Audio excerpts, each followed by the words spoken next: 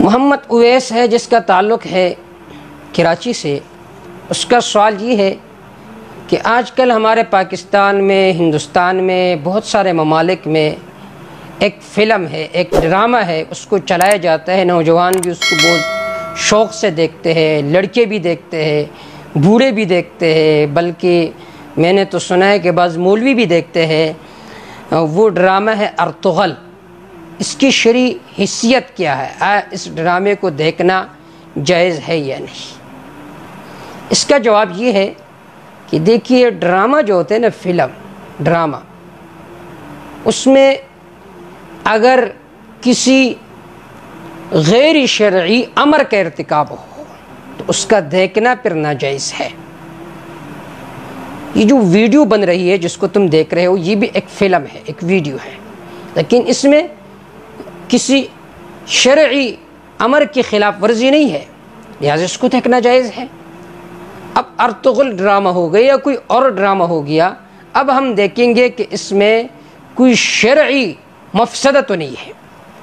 اب میں نے بذات خود اس ڈرامے کو نہیں دیکھا، لیکن جن ساتھیوں نے دیکھا انہوں نے مجھے بتایا کہ اس میں کچھ چند چیزیں موجود ہے.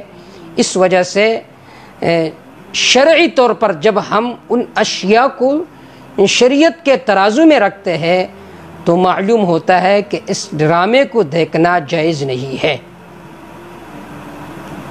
بعض حضرات کہتے ہیں کہ اس میں اسلامی تاریخ کا بہت بڑا مواد ہے، بہت بڑا ذخیرہ ہے.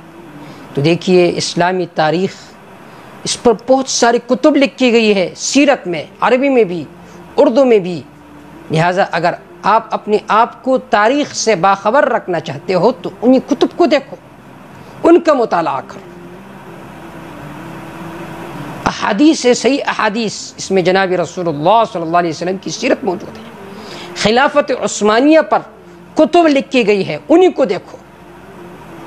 کیا دین اسلام اتنا کمزور ہو گیا کہ اب ہم دین اسلام کو سمجھیں گے ڈراموں کے ذریعے سے؟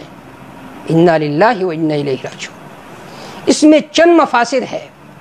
ایک مفسدہ تو یہ ہے کہ اس میں لڑکی اور لڑکے کا محبت کا ایک فلسفہ بھی ہوتا ہے. ارطغرل جو ہے وہ حلیمہ سلطان کے ساتھ محبت کرتا ہے، اس کی بیوی ہے، اور چہرہ اس کا ڈھنکا ہوا نہیں ہے، چہرہ ظاہر ہے. اس کے علاوہ اور بھی بہت سارے اس میں گناہ ہے، محبت کی باتیں ہیں. اس میں نوجوان لڑکیوں کو بھی ورغلایا جاتا ہے کہ اسلام میں بھی یہ چیزیں ہیں، جبکہ اسلام نے ان چیزوں کو منع کیا. اگر آپ اپنے بیوی کے ساتھ محبت کرنا چاہتے ہو تو اپنی بیوی کی باتیں، ان کا حسن آپ کے لیے جائز نہیں ہے کہ کسی اور کے سامنے بیان کریں. اور دیکھیں، یہ جو مین کردار، بنیادی کردار اس فلم میں جس عورت نے ادا کیا وہ حلیمہ سلطان ہے.